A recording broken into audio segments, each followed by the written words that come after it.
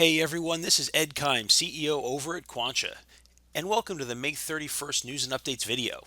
We've been heads down as always, working on lots of great new features, and this week we've had a bunch go out into the product that I think you're going to enjoy. Let's start off by talking about how we price option trades in Quantcha.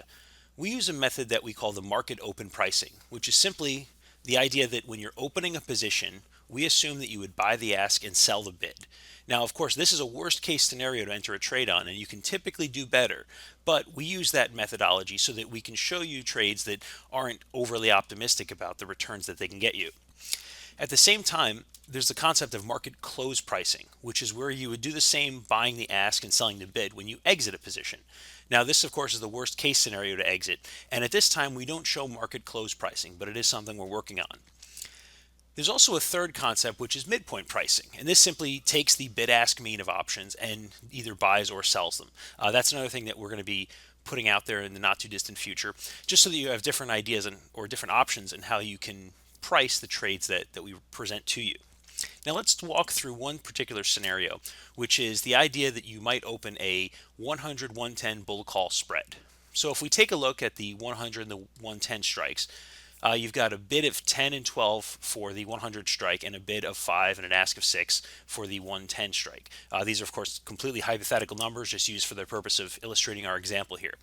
Now, when we talk about market open pricing, we'd be talking about you buying the 100 at the ask and selling the 110 at the bid. So it'd be $12 minus $5 to give you $7.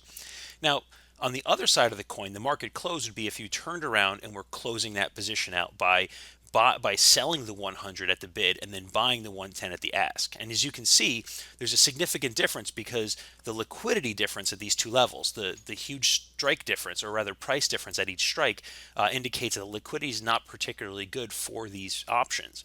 So in the case of opening that $7 position and then closing it at $4, you would immediately lose almost half your investment. So when you're thinking about opening these positions and then closing them, you'll want to keep that in mind. Now, in the case of midpoint pricing, it doesn't really matter which way you look at it because you're averaging the bid and the ask. And this is a pricing model that can potentially be closer to what you could probably get if you were going to open up the trade with your broker of choice, because what you would do is you'd want to shave the options. So instead of offering the 12, going out and offering market, so you would buy something at $12, if it's 10 and 12, you might start off with an $11 bid for something that you wanted to buy, or even $11 for what you wanted to sell. And then depending on how much flex there was with the market makers, you might actually get that pricing. Now, moving on, we've added a feature this week, which is where we actually track the performance of trades that you watch. So any trades that you enter now, that you watch inside the user experience, we will start tracking those for you. So if, for example, you were to take a given trade that you had been watching or you started watching now, if you go out there and you go out to Quantcha and you add it in, we will take the latest market open pricing when you start watching the trade, and then every time you go back and take a look at your watch list, we will show you the latest market open pricing so you can see how it's performed. So if I bring in an example, we've got a bunch of trades here that we have from the Quantcha challenge here from our portfolio, and you can see that when we open, for example, any of these like this Merit Medical call position from a long time ago, one of our first trades, actually our first trade, is down about 10% since watched. Now this is a market open comparison, so this is simply saying that based on where we opened it, if you wanted to open the position again today, it would cost you 10% less, which is a good indicator that at the market open pricing, it's less valuable than it is now. So this trade's not doing as well. But if we take something else, like a trade we opened 2 weeks ago, you can see that the performance is much better because we were more aggressive on the pricing and the stocks moved in the direction. So if we wanted to open that position now, it would be a much different level of pricing. Now, the thing to be fair about is watching this isn't a great tool to use on stocks with poor liquidity, or rather the options with poor liquidity, because if you were to actually own this position and you were selling out, you would not most likely be able to sell at the market open pricing. You'd much more likely have to sell at market close pricing, where you'd lose a lot of value. But the concept here is simply that we want to do apples to apples. So we always track what market open would be and then show you the comparison with what market open currently is. So it's not a perfect tool for tracking how your investments might already be doing, but it's great to say, I'm watching this trade, how would it have performed if I had placed it? And that's a good example of how you can use that. Another place where we've spent a lot of investment over the past few weeks is on short strategies, and we've added 8 new strategies that involved shorting, as well as a couple that weren't specific to shorting, anything that was, let's say, open-ended risk. So, for example, we now have a support for a short stock strategy, which is out of option level 1 because it really just requires you to have a margin account and, of course, the amount of money you need to cover that. Next, we've got a short call strategy, which is level 4. We've got a protective call strategy, which is when you short the stock and then you buy a call in order to protect the downside.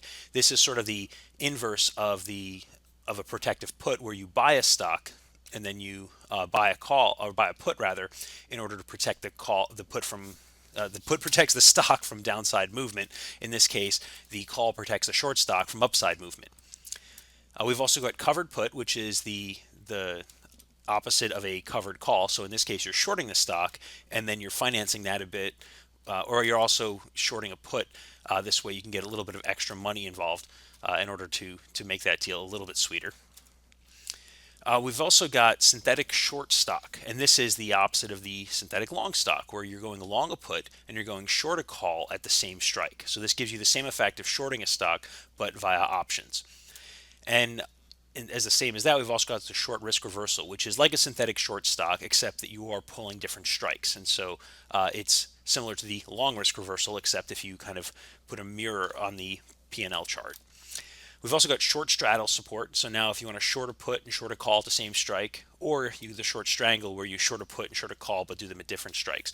And these are just various trades that will give you the sort of user experience that you expect, just like any of the other trades. But of course, for these level 4 trades, these are where you're dealing with either a naked call or a naked stock position, a naked short stock position. And so the risk basis is a little bit different. We can always calculate very directly. For example, when you open up a spread, even a credit spread, we can tell you what the investment basis is. But it's a little different with short stocks, because the idea behind the short stock is that you have to have 150% of the underlying in a margin in order to protect that investment. And so in the event, very simply put, if you're shorting a stock that's trading at 100, you need an additional $50 of basis in order to put that in your margin, so that you're basically keeping $150 to protect that stock from any big surges to the upside. On the short call side, it's a little more complex, and we found there's a few different ways to do this, but the key scenario pretty consistently is that you either are going to pay you're always going to pay the greater of, or at least have that in your margin account, of either 10% of the underlying minus the premium you receive, or 20% of the underlying minus the strike difference if the strike is out of the money, minus the premium you receive as well. So really the main concept here is, if the strike difference is more than 10% out of the money, then you'll look at 10% of the underlying. But if the strike difference is less than 10% out of the money, then you're probably looking at significantly more. So as an example, let's take, if you were to short a 105 call, you're getting a $3 premium for it, and you're shorting that against a stock trading at $100. In that case, you'd have to either have the margin be 10% of the $100 of the underlying minus the $3 you're receiving, which would be a $7 margin account, or in your margin account, or you'd need 20% of the $100 underlying minus the difference in those strikes, or the strike in the current price, which we've got that little bug here, which is those numbers are off. There's actually 105 minus 100. So I'll fix that real quick. And so there we go. So 105 minus 100 minus the $3, which ultimately results in a $12 margin requirement. And so it's $20 minus $5 minus $3. So in this case, the $12 would be what you'd be expected to hold aside if you were shorting that 105 call on a $100 stock. So if we kind of take a look at Quantcha, I'm going to pop this up real quick, and just happen to be looking at Microsoft. We'll make this average return. We've also changed up the way the strategies are presented now. We have you pick based on your option level. So if you just pick option level 1, you're looking at stock-based strategies. These are things that generally at brokers you only need level 1 clearance for. And then if you add in, for example, you go up to 3, this will include everything at level 3 or lower, which is everything except for the naked call shorts. And so if we go up to 4, where we've got those uncovered calls, then we're including everything. But we'll go through a couple of these real quick, just to give an example. Like if we were going to go short calls, there's a few options here, and you can see we've got the P&L chart. I'll click through on that. You'll see we've got an unlimited risk warning here, which lets you know that there is a naked short involved, net in the position that you're in, and kind of explains out what we were talking about in the margin requirements. And then you can see the credit you receive. You can see that the total risk for the trade is calculated here, which is, in this case, because the call is at 46 and the stock is at 46.86, we're looking at 10% of the underlying, 46, 468.60. Yeah, that's right. That's 10% of the underlying. And then, of course, we factor in the commissions and fees and so forth. And you get the P&L. Now, what's kind of cool is the profit density diagram comes in nicely here, because this being an unbounded risk, that you can see where, in this case, you can actually go more than a 100% loss, because the 100% loss is based on this risk basis that we were talking about earlier. In this case, you can go much further, but it's nice because of our profit density diagram. You can kind of see that based on the implied distribution, you can get an idea of where your loss realistically lives. Of course, this is purely theoretical. So, especially in the case of naked shorts, be super careful because there's lots of risk at play. And so that gives you an idea there. And we'll take a look at one other neat strategy, a very common thing to do, something like a short straddle. This is very good for range-bound scenarios. If you think it's going to fall into a certain place, like if we pick, let me go back and pick a neutral and bring in the neutral a little bit more aggressive. Maybe I think that the stock's really not going to move outside this deeply bounded particular case that we're dealing with, and because of the pricing, we're looking at some different numbers. But the point is, you can get, if you're shorting here and you're shorting there, this profit density diagram gives you an idea of where the profit lies and where the risk lies. So in the case of this straddle trade, we don't really have to worry about the stock going too low, because you do have to worry about it from a put perspective, but the real loss is up on the call side, because the fact that the straddle is so low based on the pricing here. So that's just a quick example of a couple of those trade ideas. Definitely check out everything we have to offer. We've also made it so the default scenario for the options UI is level 3, just because there's really not a lot of investors who are enabled for option level 4. But of course, you can easily check that and add those trades on in. So just wanted to say a quick thank you to all the users out there. We did get some good mail this week. We got some great feedback, and also some interesting stuff going on over the Quantcha challenge. So please go ahead and check out those videos and let us know if you have any feedback. As always, you can hit us up at hello@quantcha.com or leave a comment down below. Thanks and happy investing.